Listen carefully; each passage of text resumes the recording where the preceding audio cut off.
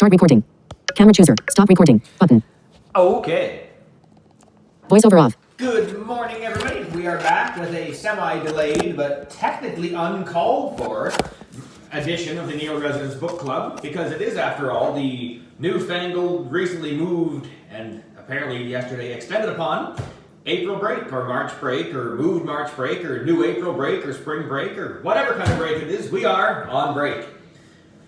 Anywho, we are live from the Wettlaufer dining room in Brantford, Ontario. Bud and Gigi, my budgies, are in attendance. Hopefully all is well with the world over there.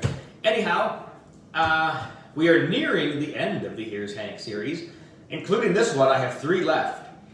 And then I got another series, or part of a series anyway, from our fearless, friendly neighborhood librarian, Miss Rudder, last week in preparation for the potential extended break. Because realistically, who didn't see this coming? Anyway, there are 3 Here's Hank books to go, and then the new one is the new series. We're starting probably in a couple of weeks, because we'll be doing 1 or 2 of these a week with the whatever that's called, online learning thing. That's it, online learning, virtual stuff. So more book clubs will be added as we go along. The new series is called, ironically enough, My Weird School, and follows the adventures of a young fella named AJ. I haven't really read any of them yet, but they sound interesting, because who doesn't want to read about somebody's weird school? Anyway, without further ado, get the fingers warmed up here, it's been a while. Back in. Here's Hank. Stop That Frog by Henry Winkler and Lynn Oliver, illustrated by Scott Garrett. Chapter 1. Today is a very special Wednesday, Miss Flowers said to our class. Can anyone tell me why? My hands shot up in the air. Because I changed my underpants this morning? I shouted proudly, without even waiting to be called on. The whole class burst out laughing. As you can see, Hank, Miss Flowers said, we are all very pleased for you, but your underpants are not exactly what I had in mind.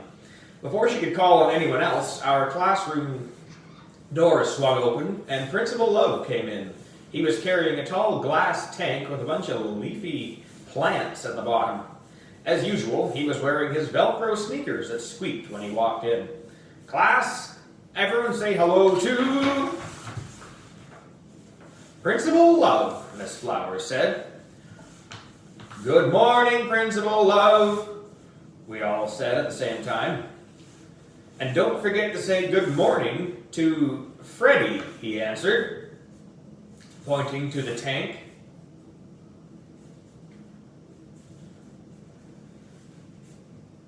Fred's a little sleepyhead in the morning. Aren't you, buddy? I squinted my eyes and looked at the tank. Who or what is Fred? Suddenly, a green blob with a pinkish belly and white spots on its back sprang up from behind a plastic log and attached itself to the side of the glass. There you are, you little froggy, Principal Love said. Then, turning to us, he added, he wants to say hello because he's going to be a member of your class until next Monday. Does he know that we have a big spelling test this Friday? My best friend Ashley Wong asked. Yeah, it's full of hard words, like beautiful, my other best friend Frankie Townsend added. That's not a hard word for him, Principal Love said, because he is such a beautiful frog. You call that thing beautiful? Nick McKelvey snickered. It's all green and bumpy. Green's my favorite color, Katie Sperling said. And besides, I think frogs are cute. I like to watch them suck bugs right out of the air and swallow them whole, Luke Whitman said. That didn't surprise me, because Luke likes everything gross. The grosser, the better. Well, my pal Fred here likes to dine on crickets, Principal Love said. Reaching into his pocket, he pulled out a plastic container that had a whole bunch of crickets hopping around inside it. Since I'm going to be away at a conference, Miss Flowers has kindly agreed to have Fred stay in your classroom until I return. So I brought him in enough dinner to keep his tummy nice and full while I'm gone. Ew, Katie Sperling said. I can't believe he wants to eat those gross little things. He probably thinks cheeseburgers are gross, Ashley pointed out. Everyone laughed. It was going to be fun to have a frog in our class. I especially liked having him there because it meant that I wasn't going to be the slowest reader anymore. I'm not very good at reading, but even I can read better than a frog. I promised Principal Love that we would all take very good care of Fred, Miss Flowers said. He is my special pet. A white tree frog, the principal explained. I've had him for 8 years. That makes him exactly our age, Frankie said. When's his birthday? Ashley asked. We could bake him a cricket cupcake. Yeah, with worm frosting, Luke Whitman added. I'll eat one of those. Principal Love was not amused. In fact, he seemed angry. The muscles in his face started to twitch, which made the mole on the side of his cheek look like the Statue of Liberty without the torch, seem like it was doing the hula. There is nothing funny about taking proper care of my prize pet frog, he said. I trust that you will all give him the love and respect that he deserves. Oh, you can count on that, Principal Love, Miss Flowers said. You can go to your conference knowing that Fred is safe with us. Isn't that right, class? We all nodded so hard our heads almost rolled off our necks. Then I will see you all on Monday, Principal Love said, and turning to Fred, he said, You be a good frog, and remember that the rules we discussed are still in effect. No croaking during pop quizzes, no jumping on anyone's nose, and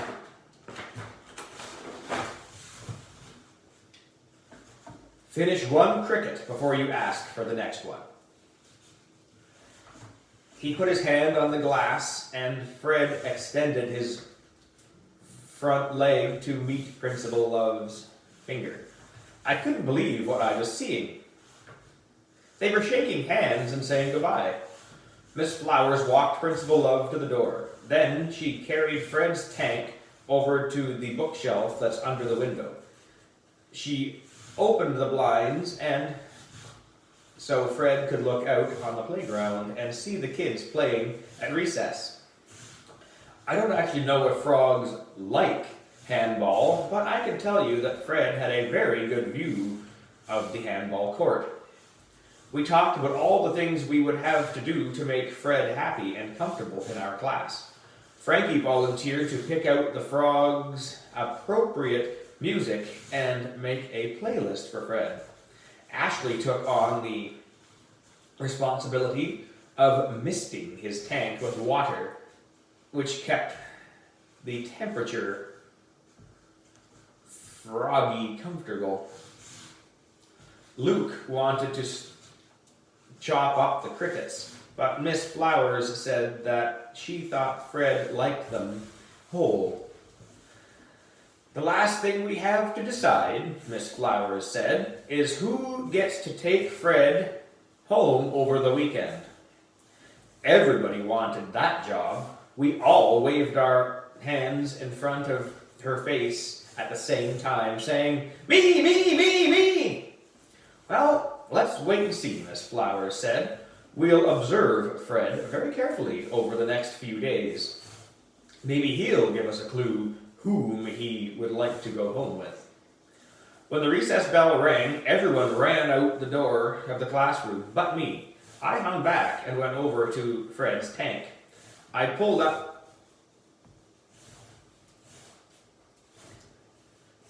Katie Sperling's desk chair and just watched Fred poking around in the leaves.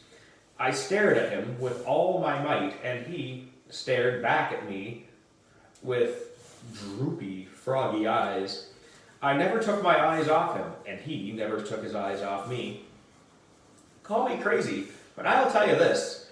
I felt like I knew exactly what Fred's thought was thinking. Chapter 2. 5 Things I'm Sure Fred is Thinking, by Hank Zipzer. 1. I wonder how many kids in this class have peanut butter and jelly sandwiches for lunch. 2. This boy Hank is going to be my new best friend. I'm going to teach him how to croak. Number 3. Humans would be so much better looking if they had green skin and bulging eyes. 4. What's with these chairs? I wonder why kids don't just sit on logs. Number 5. Why do you have to learn to spell anyway? Oops. That was me thinking, not the frog. Chapter 3. I don't want to brag, but of all the kids in our class, I'm sure Fred likes me the best. When it was feeding time, 3 kids got to drop a live cricket into the tank. I didn't get a chance to feed him when I put my hand into his tank to change his water. He'd jump into my palm and sit there for a long time. On Thursday, when I put my face next to the glass, he hopped out from underneath the leaves. He jumped onto the glass next to my face and shot his long tongue out, just like my dog Cheerio does when I come home from school. On Friday, I took over the job of misting his tank with water. When I did it, he hopped off his log and let the drops of water fall down on him like a shower. People don't usually think of frogs as cute, but I'm telling you this, Fred is the cutest. Before lunch on Friday, Miss Flowers told us it was time to pick who would get to take Fred home with them for the weekend. Katie Sperling raised her hand. I nominate Hank, she said. Everybody can see how much Fred likes him and how well Hank takes care of him. That's because they both have webbed feet, Nick McKelvey shouted out, and slimy skin. Okay, that's enough, Nick, Miss Flowers said. Does anyone else have a nomination? Yeah, McKelvey called out. I nominate myself. Miss Flowers wrote both our names on the board. Boys, can you each tell us what would make Fred's visit to your houses special? Miss Flowers asked. Yep, McKelvey said. I'll teach that slimy frog to dance. I'll show him some of my awesome moves. Like tripping over your own big feet, Katie Sperling said. McKelvey stuck his tongue out at her. It still had some of his yellow breakfast on it. Hank, Miss Flowers said. Your turn. Well, I don't know if I can teach Fred anything, I said, but I sure will try to be his friend. Very good, Miss Flowers said. Now, can we take a vote? Ashley asked Miss Flowers. Miss Flowers hesitated for a minute, and I noticed she looked a little worried. Before we vote, I want to remind you what a big job it is to take care of another living thing, she said, especially when you are in charge of it 24 hours a day. I could tell that Miss Flowers was talking directly to me. I'm not always as responsible as I should be. I mean, to do the right thing, but, sometimes my brain takes a vacation and forgets. Hank, if you win, are you sure you want to take the responsibility? Miss Flowers asked. Frankie's hands shot up in the air. Ashley and I live in the same apartment building as Hank, he said. We will be right there if he needs any help. Thank you, Frankie, Miss Flowers answered. That's being a good friend. So, all in favor of having Hank take Fred home, raise your hand. Every hand went up except for one.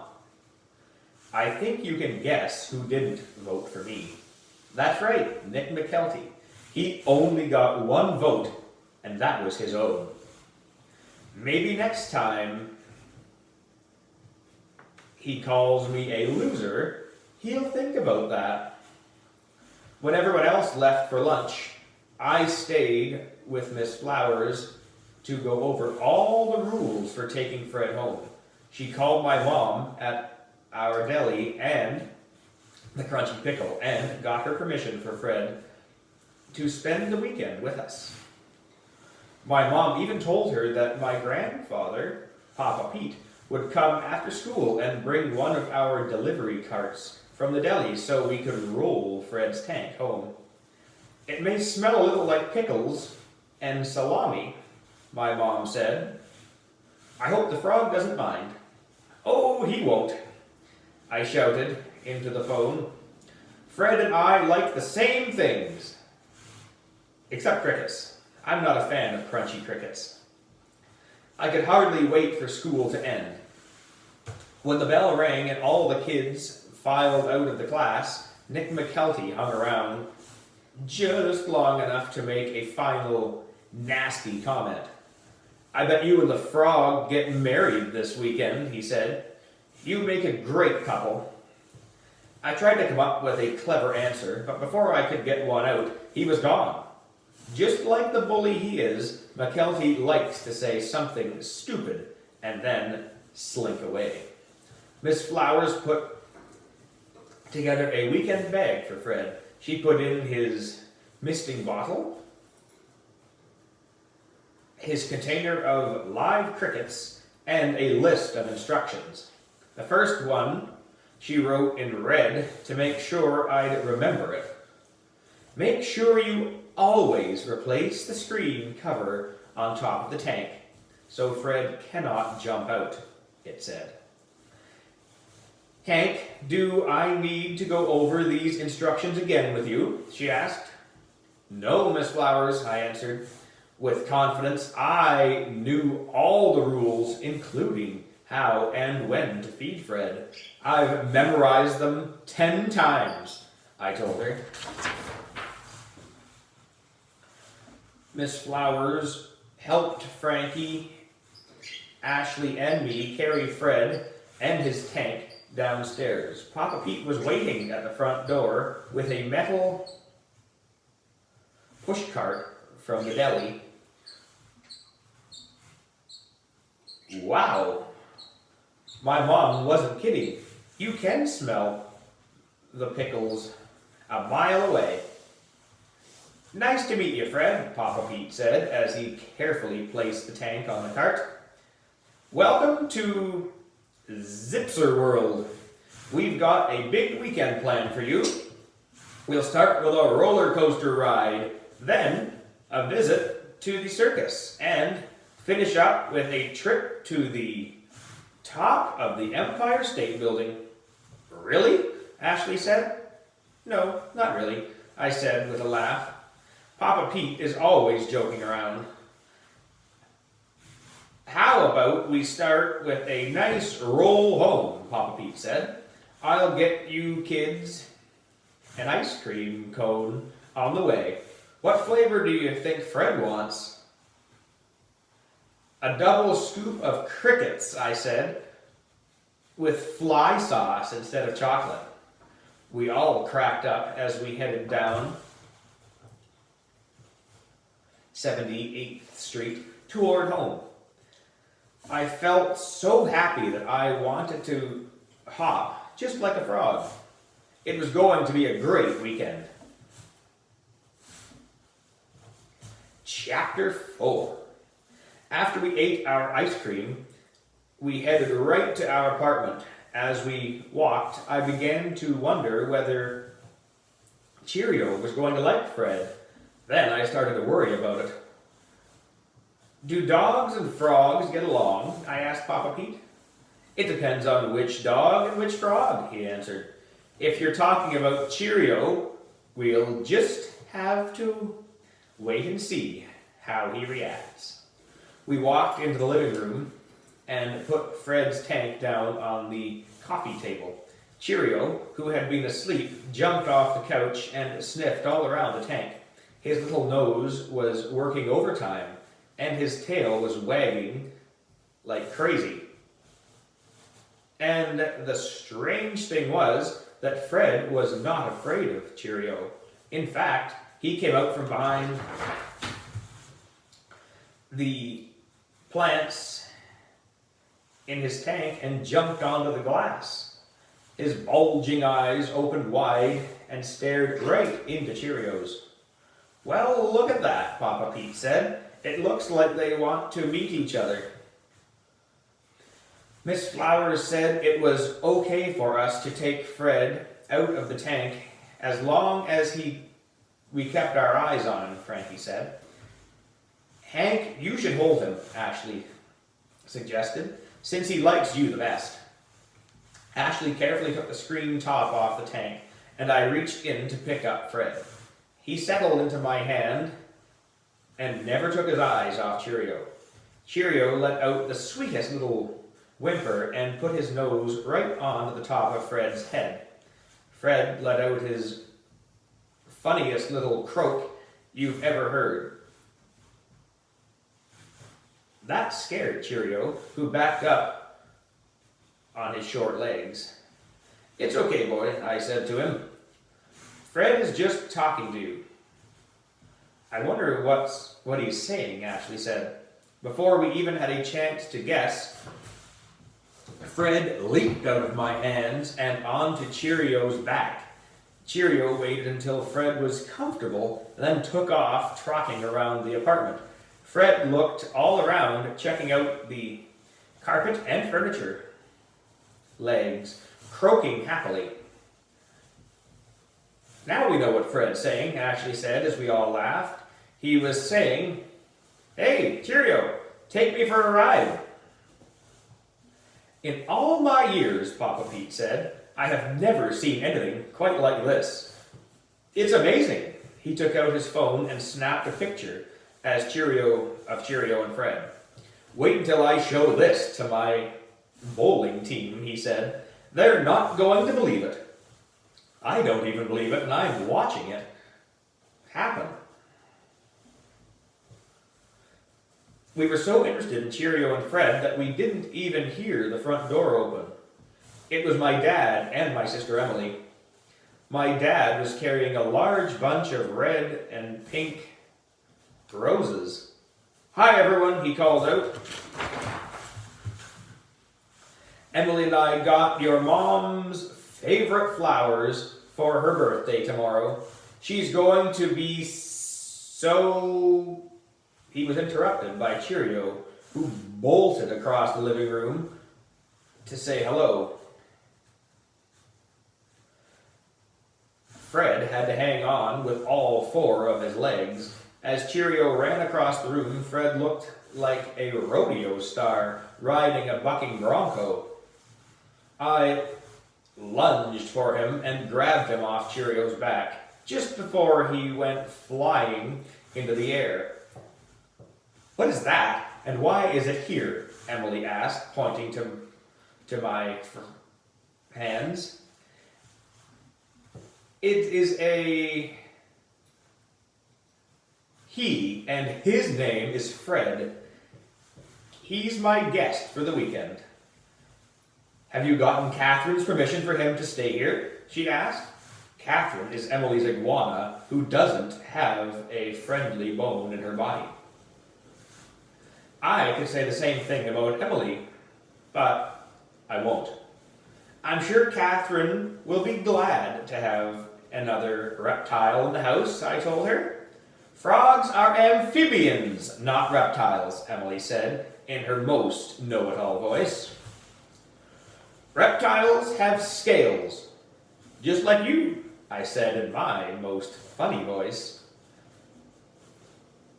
Hank, you and your sister are turning this house into the Zipzer Zoo, my dad said. Where is this frog going to stay? He can't stay on the coffee table. That's where I'm putting your mother's birthday flowers. He'll stay in Hotel Hank, I said, otherwise known as my room. Ashley and I will help you carry the tank. In there, Frankie said. Come on, Ash. Frankie and Ashley picked up the tank and headed to my room. I said a quick goodbye to Papa Pete, then followed them, carrying Fred in my hands. We all knew that we had to get out of there fast before my dad said Fred couldn't stay. We placed the tank on my desk next to my bed. Carefully, I put Fred on the plastic log, and Ashley put the screen cover on tightly. I'm going to go fill up his dish with fresh water, I said. You guys wait here.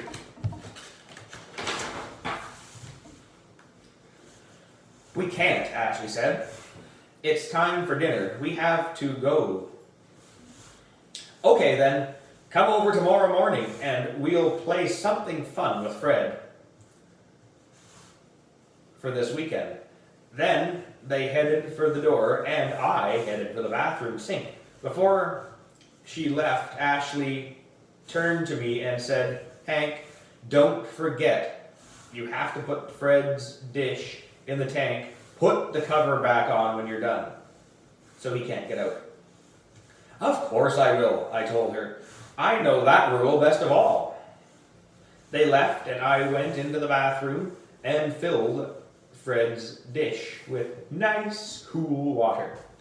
After I put it in the tank, I reached in and gave him a little rub on the head.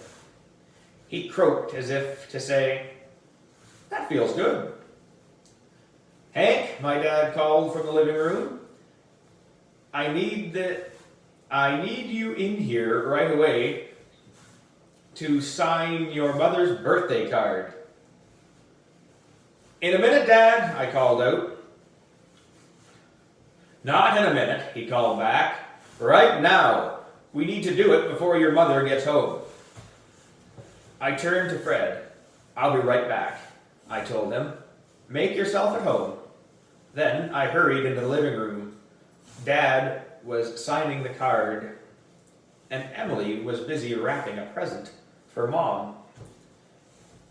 Help me with this, she said. Put your finger on the ribbon while I tie the bow. It seemed to take her forever. She kept tying and untying until she got to look the way she wanted it to look. Hurry up, Emily, I said. What's the big rush? She asked.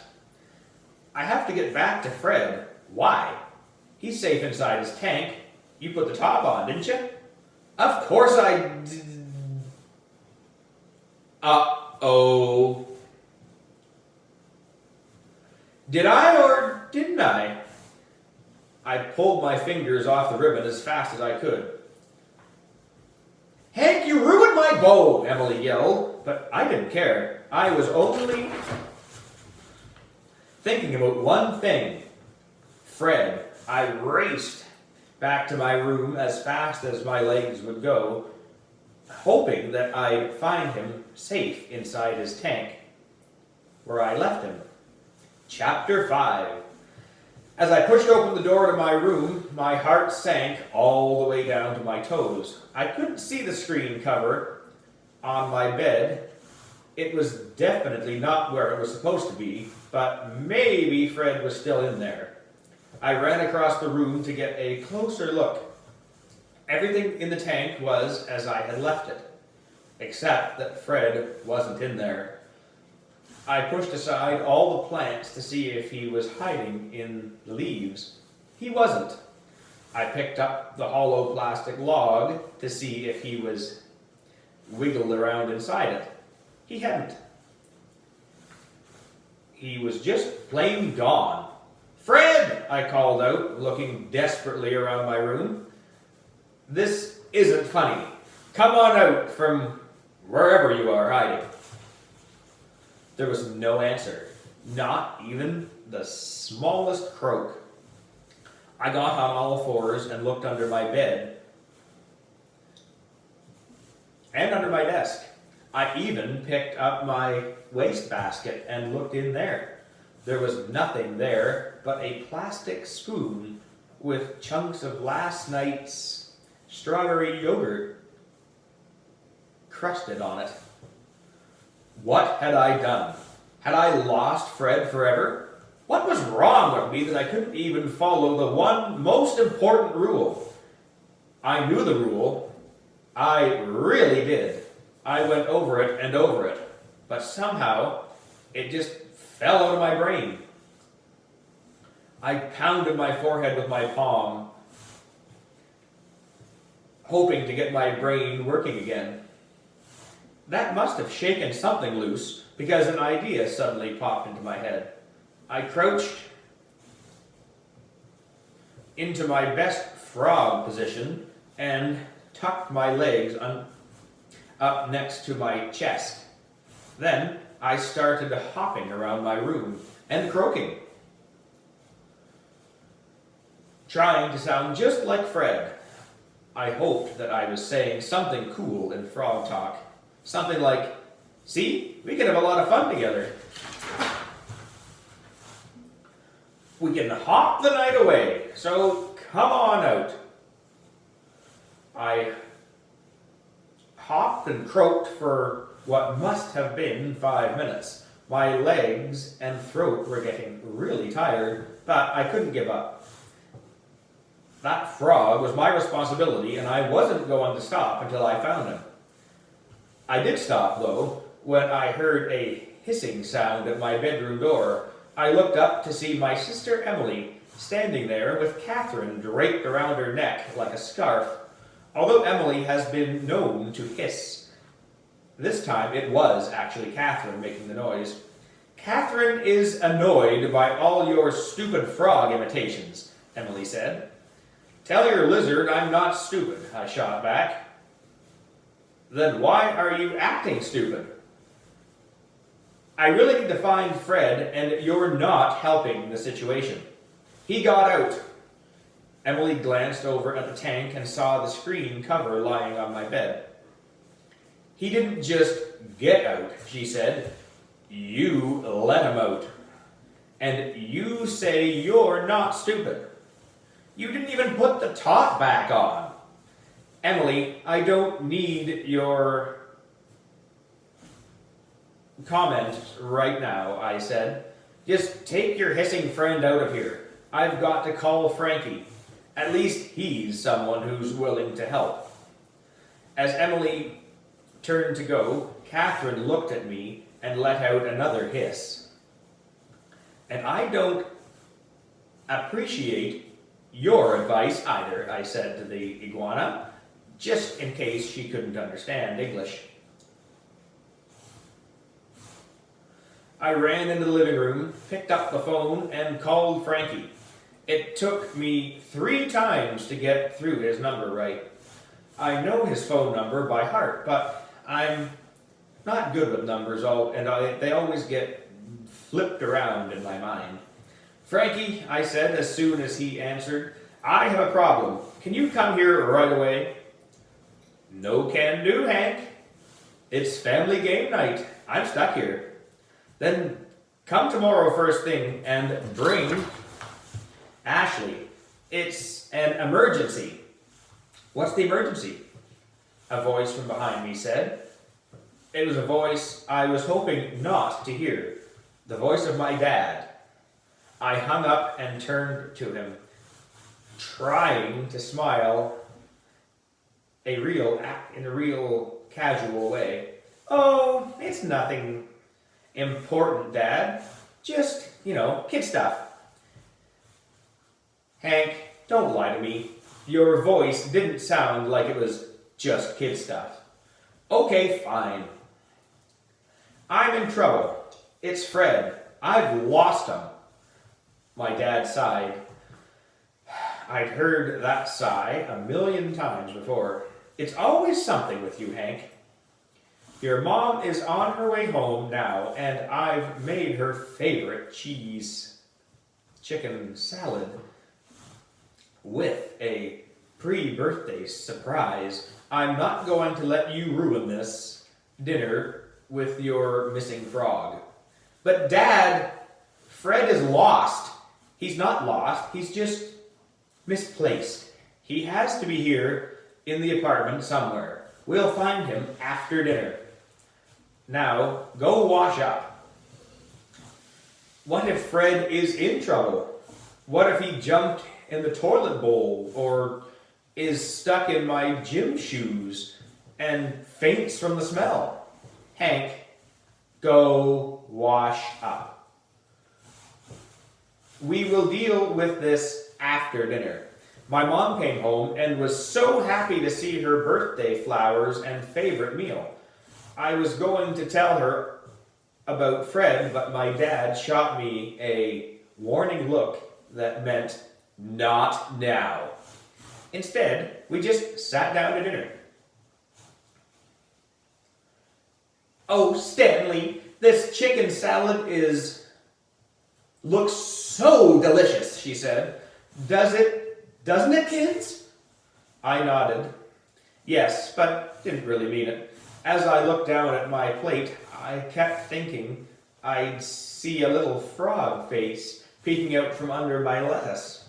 But all I saw was a chunk of chicken. Oh, Fred, what have I done? Chapter 6. After dinner, everyone in the family went on a hunt for Fred. We looked everywhere, and I mean everywhere. A list of the places we looked by Hank Zipser. 1. In the cookie jar. I didn't find Fred, but I found 6 ginger snaps, which gave me the energy to keep looking. 2. In my dad's sock drawer. No frog there, but I did find a nose hair clipper. I closed the drawer really quickly. 3. In Catherine's cage, including under the newspapers at the bottom. Do the words iguana droppings mean anything to you? Number 4. Under the pillows of the couch. He wasn't there, but I did find a $1.36 in loose change. 5. On the terrace of our living room. I didn't see Fred, but I did get a great view of the red neon Harvey's pizza sign at the end of our block. Boy, oh boy, did I ever want a slice of that. I know what you're thinking. How can I eat with Fred missing? What can I say except that worrying makes me hungry? In the end, we never did find Fred that night. He had vanished without a trace. Chapter 7. Frankie and Ashley arrived bright and early the next morning. I had already put out 3 pairs of my mom's rubber gloves on the dining room table. Next to the gloves, I laid out the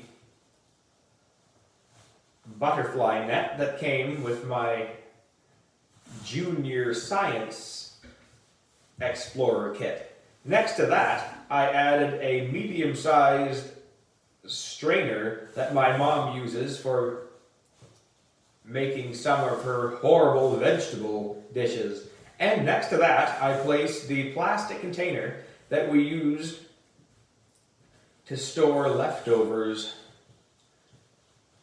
potato salad in. What's going on? Frankie asked me, looking at the assortment of things I had put out on the table.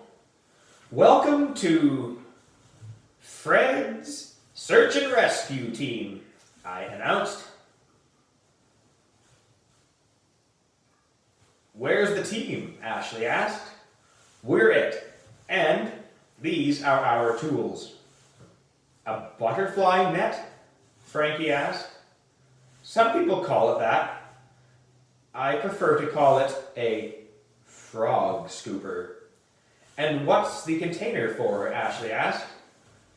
I couldn't find another net. So, the plan is to wait until my mom and dad leave for the movies. And the minute Emily gets picked up for her reptile show and tell, and Papa Pete arrives to watch us, we set out on our frog finding mission.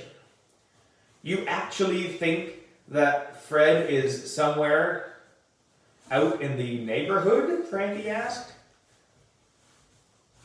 I was watching him when we walked home from school, Frankie, and I saw him look at the puddle on 78th Street.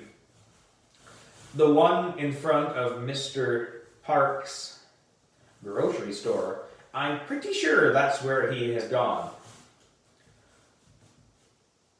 Are you saying, Ashley asked, pushing her glasses up on her nose, that you think Fred took the elevator down to the street and hopped away?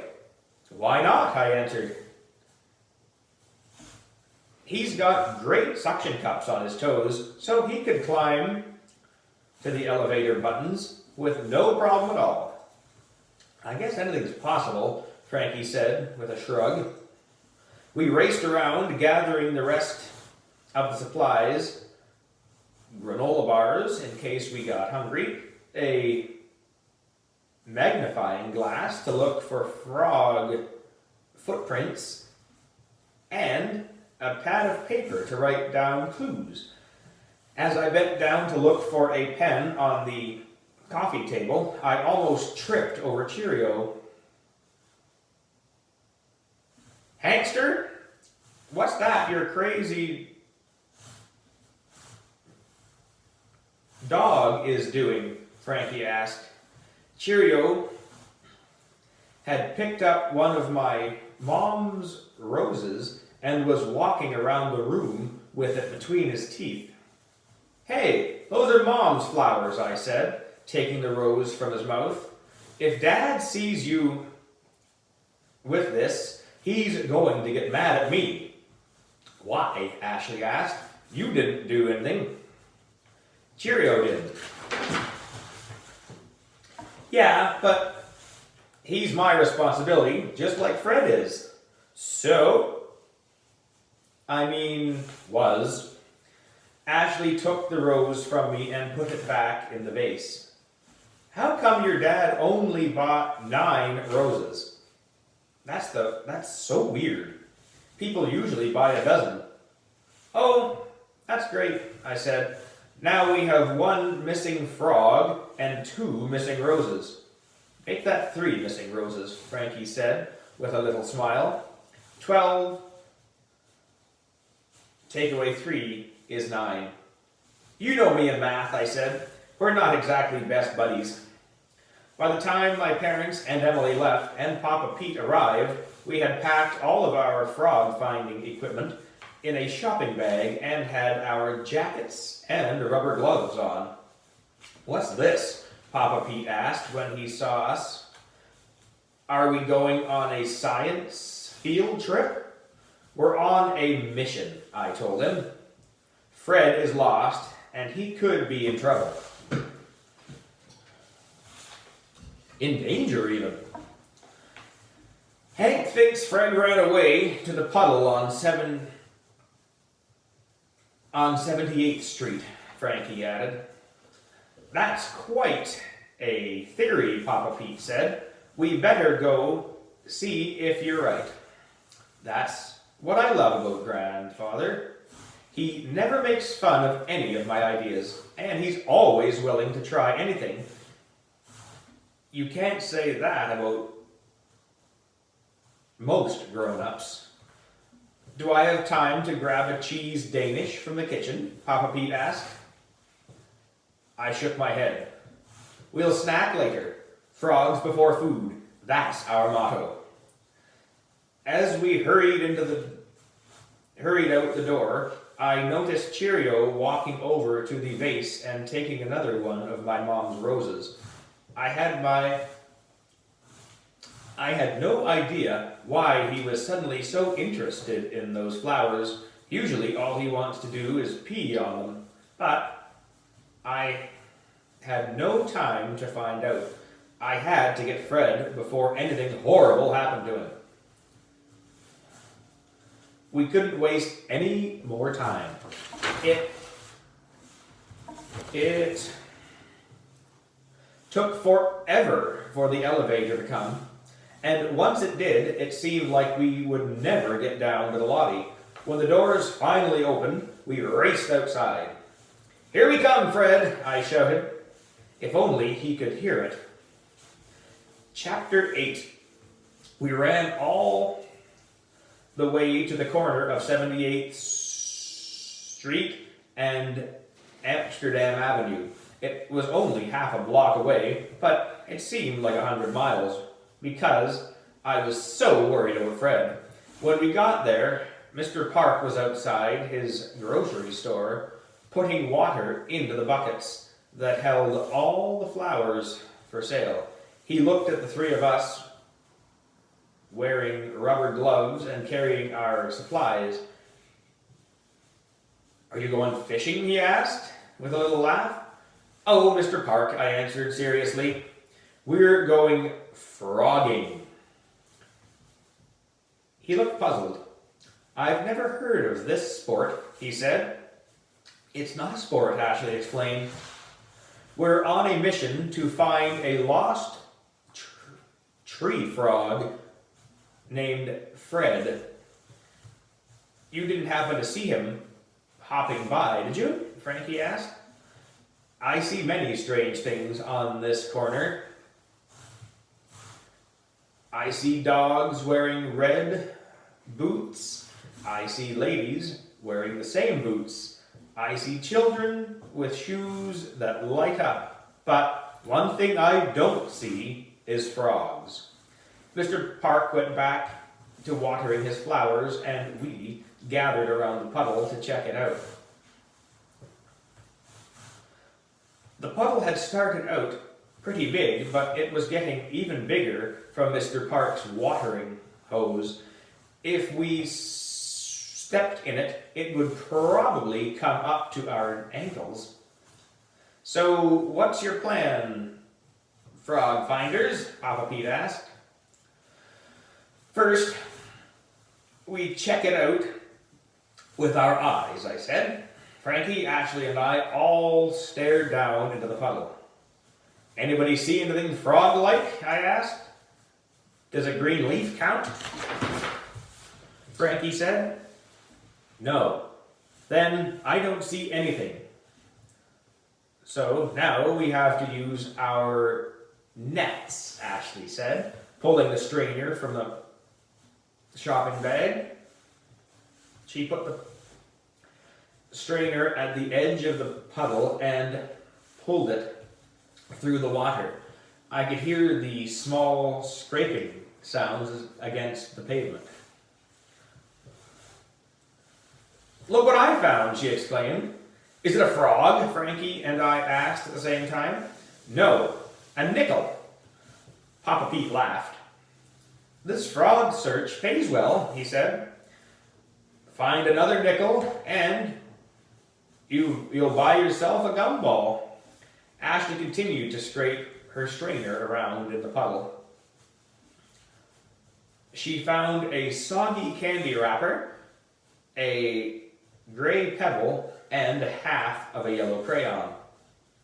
If Fred is in here, I think he'd be in the deeper part of the puddle, I said. In the middle. I'm going to use my net. It has a longer handle than your strainer. I took a step into the puddle. Don't get yourself wet, Hanky, Papa Pete warned me. Don't worry, I told him. I have my boots on. I leaned over and held my net out as far as I could go. Out of the corner of my eye, I thought I saw something move. Could it be Fred? My heart started to race, and I leaned out to dip the net into the water. Whomp! Before I knew what had happened, I was face down in the puddle. When I looked up, I saw a French poodle in a pink sweater zooming by me. What happened? I said. That little dog cut you off at the knees, Frankie said, laughing so hard he was almost crying. Fifi, a woman called, get back here at once. Look what you've done to that nice young man. Fifi zoomed by me again, dashing through the puddle and splashing me in the face. Now it was Ashley's turn to laugh. I'm sorry, Hank, she said, trying to control herself. It's just that you look so funny sprawled out in the puddle. It's a good thing Fred isn't in there, or you would have crushed him, Frankie added. Papa Pete reached his big, strong hand out to me. Let's get you out of there, he said. You're soaked. When I stood up, I was covered with puddle water. Look, there's hardly any water left on the pavement, Frankie said. The puddle's all over you. Check your pockets for Fred, Ashley suggested. Maybe he hopped in when you were swimming around down there. Listen, kids, Papa Pete said, putting his hand on my shoulder. I know you want to find that frog really badly, but I have to tell you, I don't think he's on the street. Hank, you have to face the fact that you may not find Fred. I can't, Papa Pete. I can't go back to school without Principal Love's frog. I have to think of some way to find him. Papa Pete sighed. In my experience, I've found that a hot slice of pepperoni pizza makes the brain work better. Let's go to Harvey's and think this problem through. I was shivering, partly because I was cold, but mostly because I was scared. Papa Pete handed me his red sweatshirt. It was so big that it looked like I was wearing a bright red tent. I didn't care, though. I had frogs on the brain. We walked down 78th, past our apartment building. Our neighbor, Mrs. Fink, was just walking in the front door. She was carrying a shopping bag that said,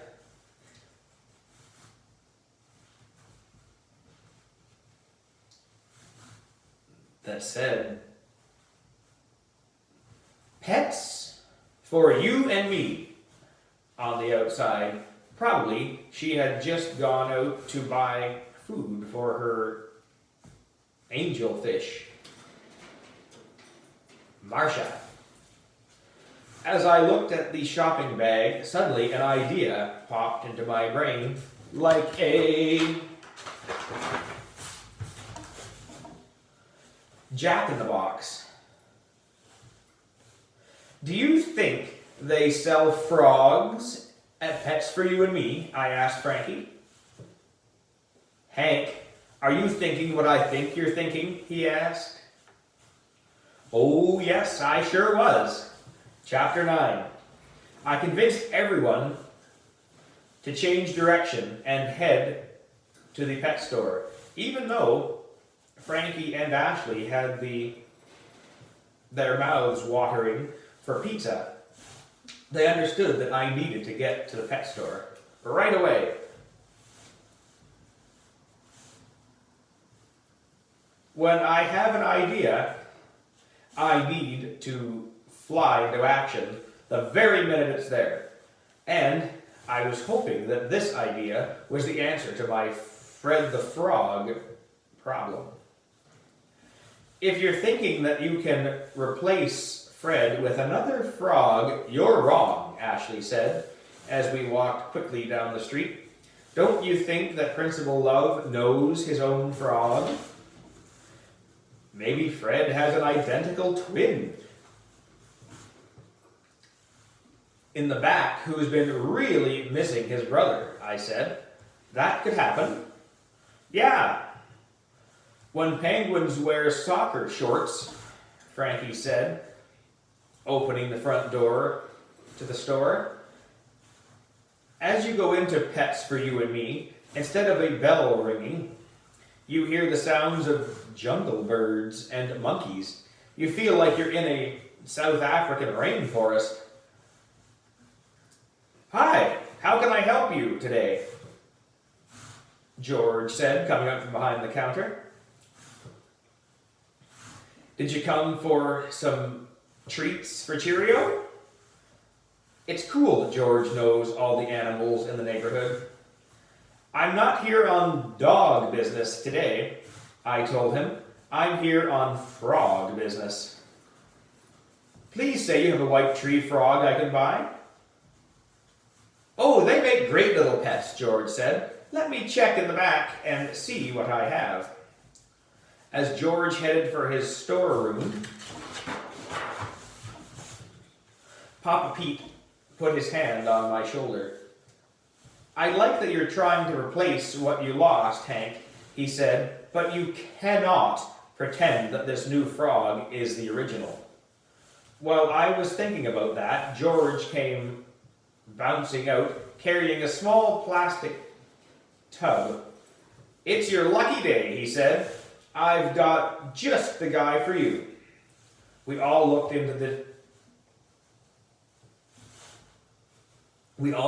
inside, and there was a fat little frog sitting on a green plastic log.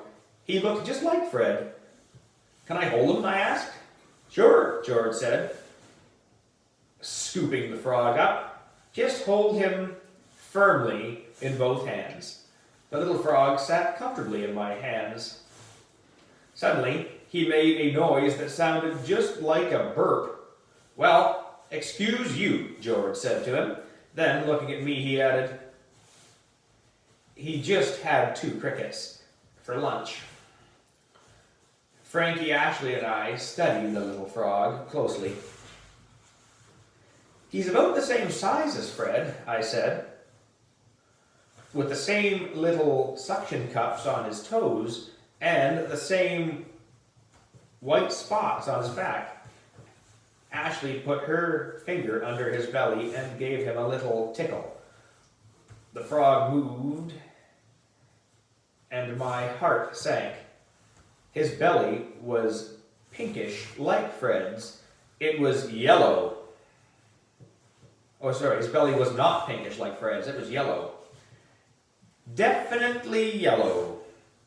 Do you happen to have one just like this, but with a pink belly? I asked George. I'm afraid this is the only one I have, George said. I can be on the lookout for a pink-bellied one, though. I need it by Monday morning before school, I told him. I'm sorry, I can't help you there, Hank. You're sure this guy won't do? He's a wonderful frog, I told George, but no thank you. We left the store and stood outside on the sidewalk. A cold breeze blew in our faces, reminding me that I was still soaking wet. I shivered. "We'd better get you home and into some dry clothes," Papa Pete said. "I can always go to pick up some pizza later." "Thanks, anyway," I said to him. "I'm just not in the mood for pizza anymore." What I had done was hitting me like a ton of elephants. I had lost Fred for good, and I was just going to have to face it. Chapter 10. When we got to the apartment, I expected Cheerio to come running to say hello, but he was nowhere to be found. "That's strange," I said out loud. "I wonder where Cheerio is." "You just go change your wet clothes," Papa Pete said to me. "He's probably asleep in the bed in the kitchen. I'll go look. Ashley and I will come with you," Frankie said. "Maybe there are cookies there too." I walked into my bedroom and put on a pair of jeans that I had flung over the back of my desk chair. As I went to my bottom drawer to get out one of my many Mets sweatshirts, I noticed a strange thing. Actually, two strange things. Just inside the drawer where I had left the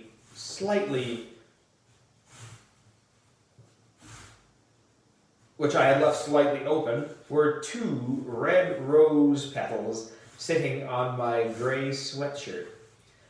They floated to the rug as I pulled the sweatshirt out of the drawer. I wonder if my mom had put them there to make my drawer smell all rose-like.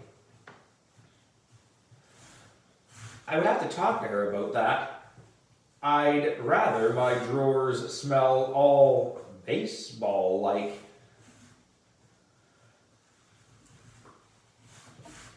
No one was there when I came back into the living room.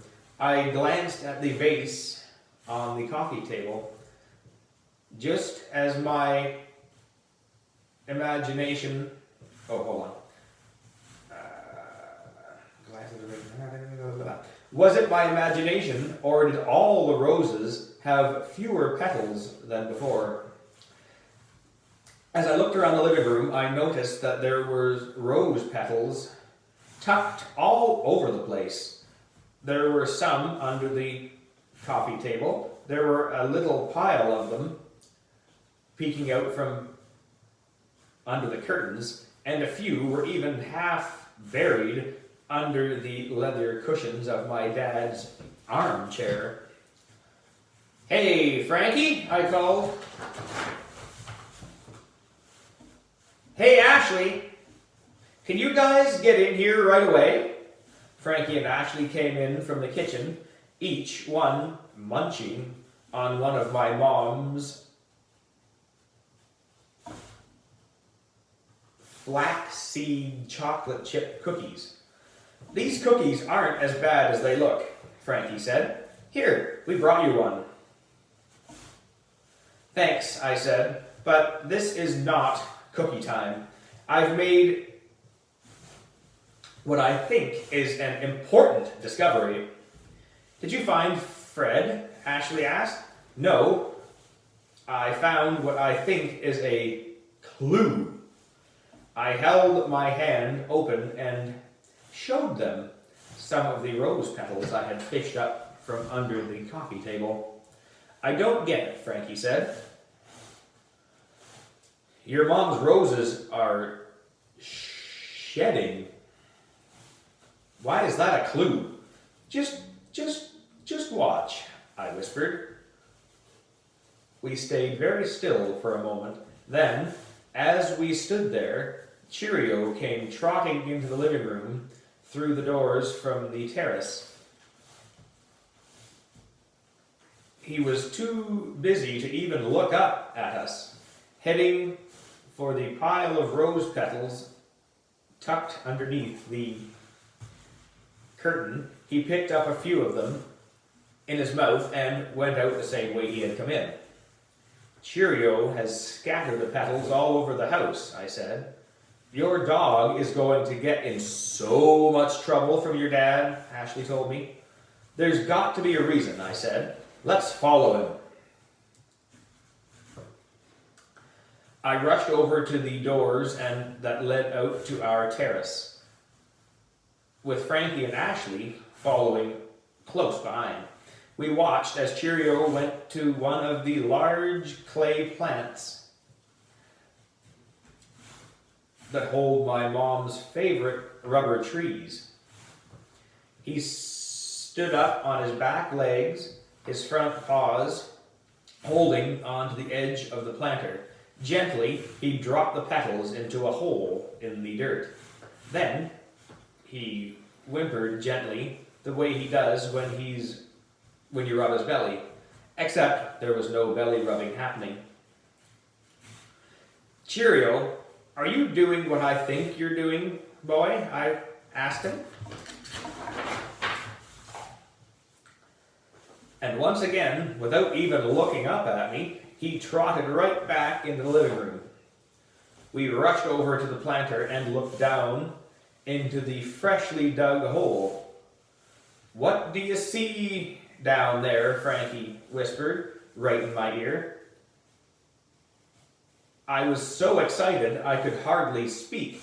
At the bottom of the hole, in a pile of pink and red rose petals, and peeking out from under them was a pair of droopy eyes and a little froggy face. Fred, I screamed. I found you. You're here. Ashley and Frankie leaned in to get a look into the hole. That's him, Frankie yelled. Fred, we were so worried about you, Ashley told him. The three of us screamed so loud we probably woke up the dinosaurs at the Museum of Natural History down the block. Papa Pete came rushing out to the terrace. You found him? He cried. Where was he? In his new home in the planter, I explained. Papa Pete looked confused. How come the planter? Cheerio must have found Fred hopping around and then tried to make a safe home for him. I reasoned. That's probably why Cheerio scattered the petals all over the apartment. And then he found the perfect place to build a home. The planter, Frankie finished. That's wonderful, kids. Great detective work, Papa Pete said. Now, let's hurry and put him back in his tank before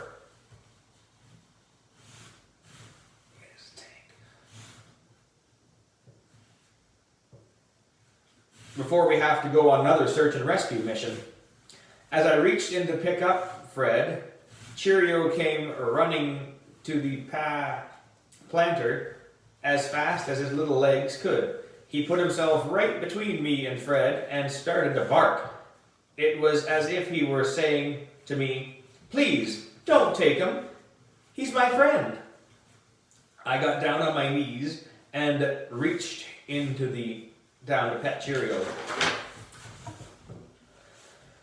I know how you feel, boy, I said gently to him. I like Fred too, but he belongs to somebody else. He can't stay here forever. Cheerio put his head on my knee and let me scratch him beneath the ears. We still have the rest of the weekend to enjoy, Fred, I tried to explain to him. Yeah, Ashley said, bending down to join in our scratch fest. Why don't you start by taking Fred for a ride on your back? Whoa there, kids, Papa Pete said. that frog has to go back in his tank. That's the idea, Frankie said. Cheerio can be his taxi. I reached into the dirt hole and gently lifted Fred out. Cheerio stared at his droopy little eyes, and I know this sounds weird, but I'm sure he smiled. Fred didn't smile back, but he did blow up his throat to the size of an English muffin and let out a long, low croak. Cheerio looked so proud when I placed Fred in the middle of his back. Okay, boy, I said to him. You're the driver. To my room, please. We all followed as Cheerio trotted daintily into my room. When I got to the tank, Cheerio paused. Then he spun around in a circle like he was chasing his tail. Fred hung on tight. I hoped he wasn't the kind of frog who got dizzy or on roller coasters. I sure didn't want to have to clean up froggy barf half the day I had. Well, after any day, actually. I thanked Cheerio for giving Fred such a fine ride. Then I lifted Fred and put him back on the plastic log in his tank. Remember to put the cover on, Ashley said. Trust me, I will never forget that again, I told her. Papa Pete seemed very happy to have our frog adventure at an end. Let's celebrate with some milk and cookies in the kitchen, he suggested. Great idea, I said as I headed for the door. Hank, Frankie said. The cover to the tank, the one you never were going to forget to put on again? What about it, I asked. You forgot it. I looked down at my bed, and sure enough, there was the cover. Welcome to Hank Zipser's Brain. Chapter 11. 5 fun things we did with Fred for the rest of the weekend. By Hank Zipser. 1. We made French toast and breakfast. Fred had a cricket instead, but we put some syrup on it too. Number 2. We put Fred in the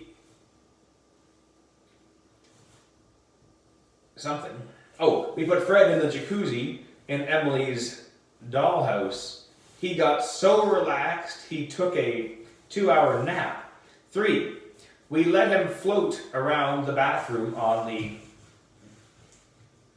plastic aircraft carrier Frankie and I glued together from the kit.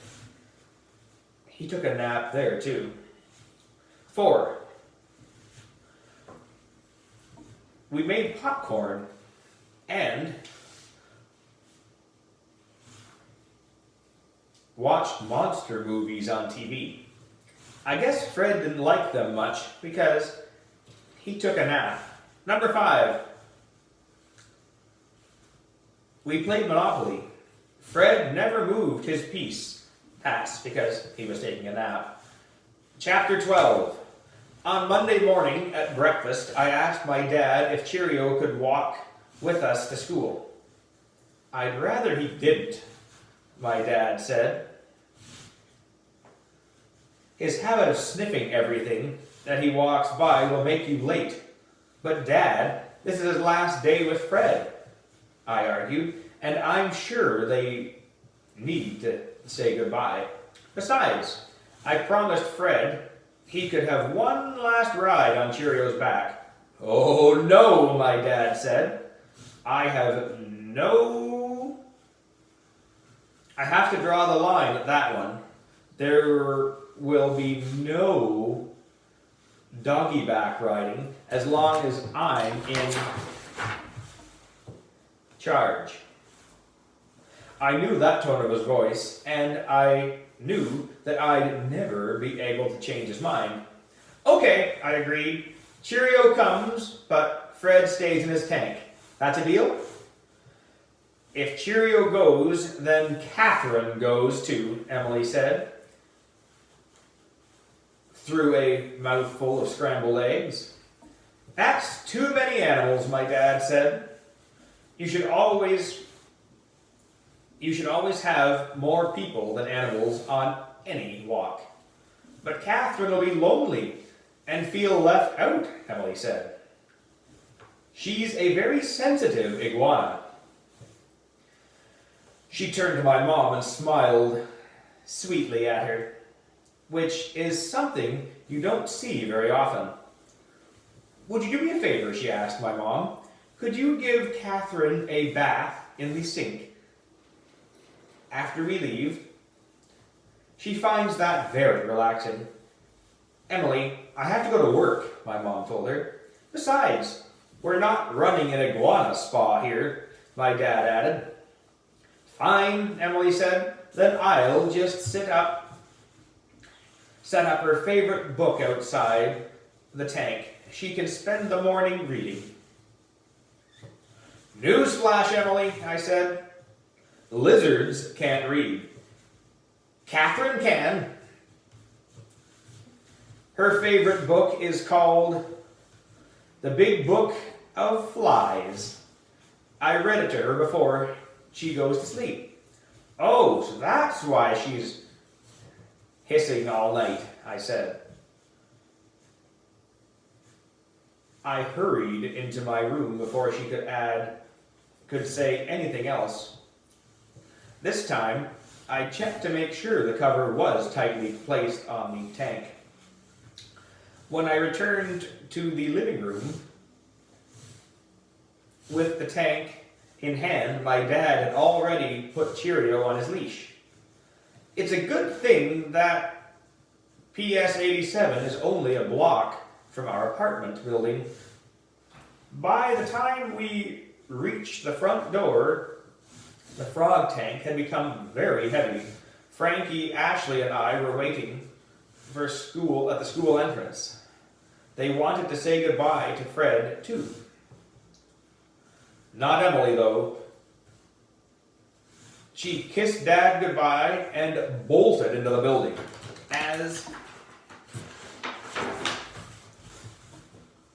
she ran up the stairs, Principal Love came running down. Fred, he yelled. My little buddy, it's so good to see you. He put his face right up next to the tank. Poor Fred, I thought. He was getting a real up-close view of Principal Love's mole. How'd the weekend go? Principal Love asked me. Did this little rascal give you any trouble? Not even one, I answered. Yeah, Frankie agreed.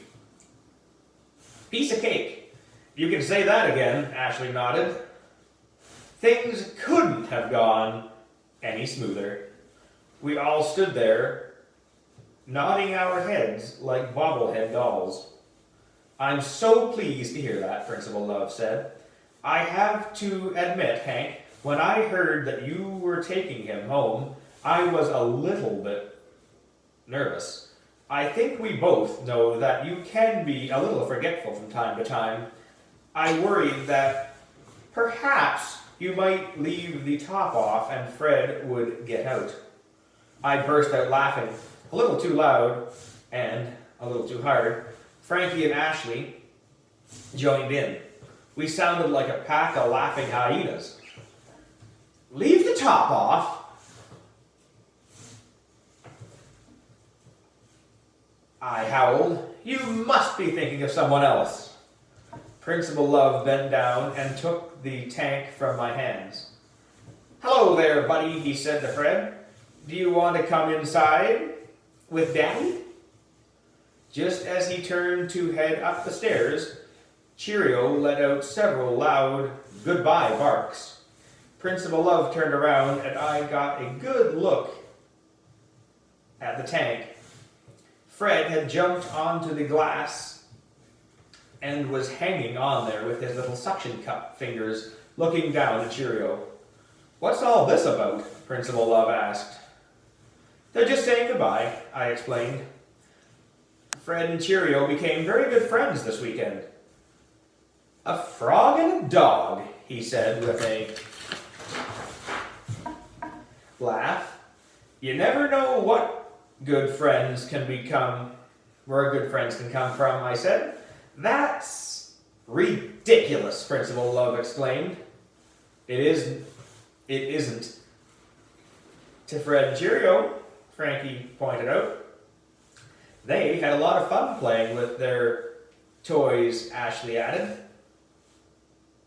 Toys? What kind of toys could these two possibly share? "Oh, rose petals, dirt, aircraft carriers, stuff like that," I said to Principal Love. Principal Love looked confused, and I don't blame him, as you had to be there to believe it. Well, in any case, I owe you my thanks for taking care of Fred. "And for following the rules," Principal Love said. "He obviously had a fine time."